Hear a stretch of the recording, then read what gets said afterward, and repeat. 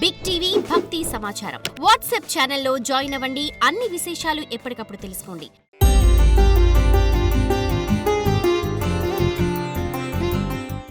నమస్కారం. అష్టాదశ శక్తిపీఠాలు ప్రత్యేక కార్యక్రమానికి సాదర స్వాగతం.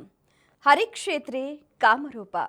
అష్టాదశ శక్తిపీఠాల్లో 13వ శక్తి దేవతగా అమ్మవారు దేదీప్యమానంగా అలరారుతోంది.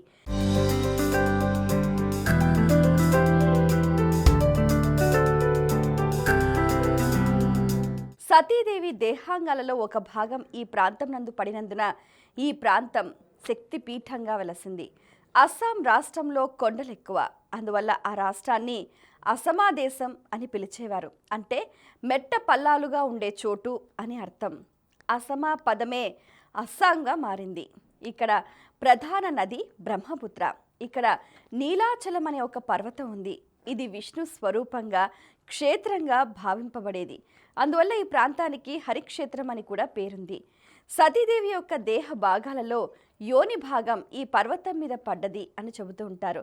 అనంతరం శివుడు తపస్సులోకి వెళ్ళిపోవటం, తారకాసురుడు విజృంభించటం, దేవతలు మన్మధుడిని శివుడి మీదికి పంపడం, శివుడి మీదికి బాణం వేయటానికి బయలుదేరిన మన్మధుడు తాను దాక్కోవటానికి అనువైన ప్రదేశాలు వెతుక్కుంటూ తనకు తెలియకుండానే నీలాచల పర్వతం మీద సతీదేవి యోని భాగం పడిన చోటుకు వచ్చి ఒక అనువైన చోటు దాక్కొని బాణం వేయటానికి గురి చూస్తున్నాడు.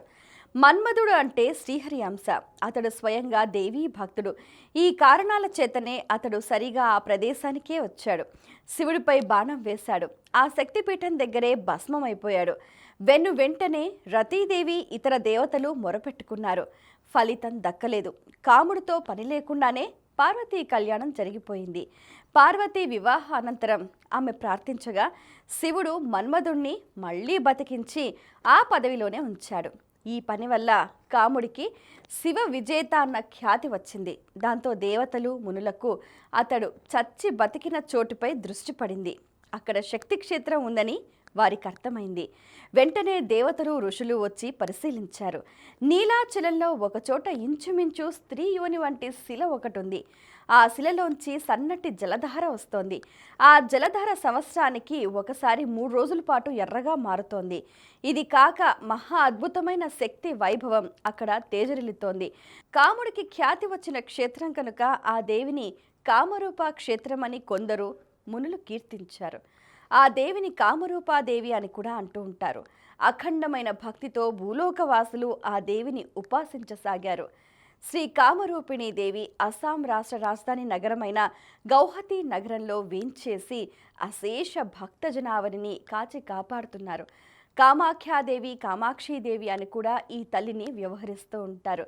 ఆ తల్లి కరుణా కటాక్ష వీక్షణాలు ప్రతి ఒక్కరిపై ఉండాలని మనస్ఫూర్తిగా ఆకాంక్షిస్తూ సెలవు.